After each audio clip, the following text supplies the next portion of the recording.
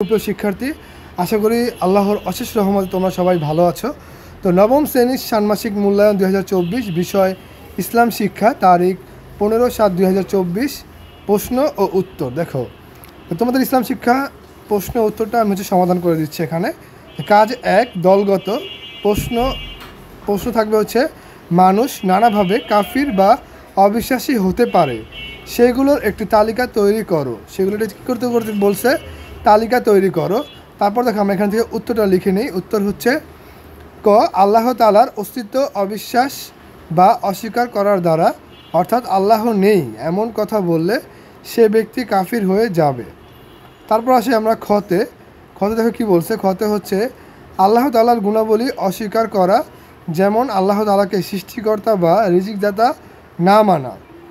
তারপর আমরা আসি হচ্ছে গতে দেখো কি বলছে। গতে বলছে হচ্ছে ইমানের মৌলিক 7টি বিষয়ে অবিশ্বাস করা, যেমন ফেরেশতা, নবী রাসূল, আসমানি কিতাব, আখিরাত, তাকদীর ইত্যাদি অবিশ্বাস করা। তারপর আমরা চলে আসি হচ্ছে গহতে। এখানে দেখো কি বলছে। এখানে বলছে ইসলামের মৌলিক ইবাদতগুলো অস্বীকার করা, যেমন সালাত, জাকাত, সাওম, হজ ইত্যাদিকে ইবাদত হিসেবে না মানা। তো এইগুলো না মানলে হচ্ছে তোমার কি থাকবে না, তুমি হচ্ছে ইমান থাকবে না, তাহলে তুমি হয়ে যাবা কি, কাফির হয়ে যাবা। তারপর আসে আমরা নাম্বারে।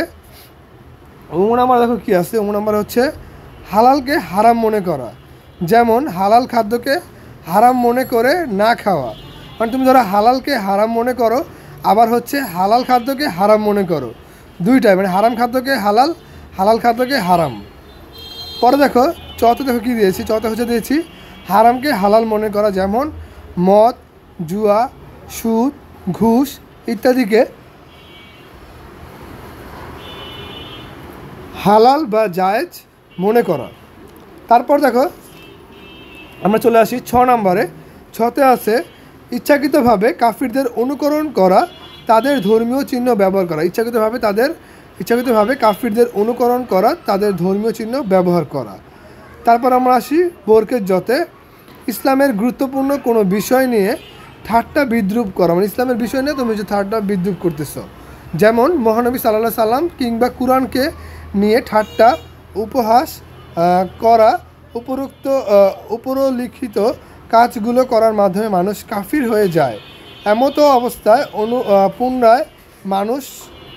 পুনরায় ঈমান আনতে ও খাঁটি মনে তওবা করতে হবে এবং ভবিষ্যতে এরূপ ঘৃণ্য কাজ না করার দৃঢ় সংকল্প করতে হবে। তাহলে আমরা এই যে কাজ 1-এর দলগত কাজ, যে প্রশ্নটা ছিল মানুষ নানাভাবে কাফির বা অবিশ্বাসী হতে পারে, সেগুলোর একটি তালিকা তৈরি করো। তো এইভাবে হচ্ছে তোমরা দিয়ে দিলেই হয়ে যাবে। তারপর আমরা চলে আসি প্রশ্ন 2-এ, কাজ 2-এ। সেটা হচ্ছে একক কাজ, এটা হচ্ছে তোমার নিজেরই লিখতে হবে। সেটা দেখো কী আছে। সেটা হচ্ছে আছে তাওহীদে বিশ্বাসের ফলে ব্যক্তির জীবন ও কর্মে কি কি পরিবর্তন আসতে পারে তার একটি তালিকা তৈরি করো। তাহলে দেখো আমরা লিখি।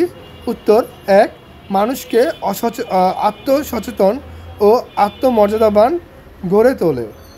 তারপর দেখো 2-এ আমরা লিখেছি হচ্ছে মানুষ আল্লাহ তাআলা ব্যতীত অন্য কারো নিকট মাথা নত করে না।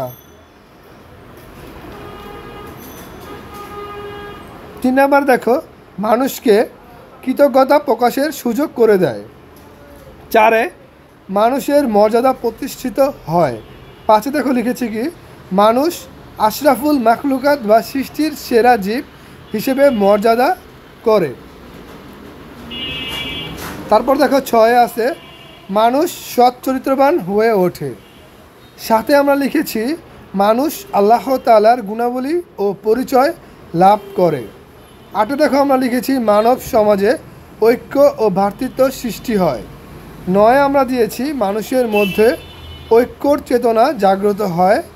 10-এ দিয়েছি তাওহীদের বিশ্বাস পরকালীন জীবনে মানুষকে সফলতা দান করে। তো এইখানে হচ্ছে আমরা তাওহীদের বিশ্বাসের ফলে ব্যক্তির জীবন ও কর্মে কী কী পরিবর্তন হয় সে সম্পর্কে আমরা 10টা পয়েন্ট লিখেছি।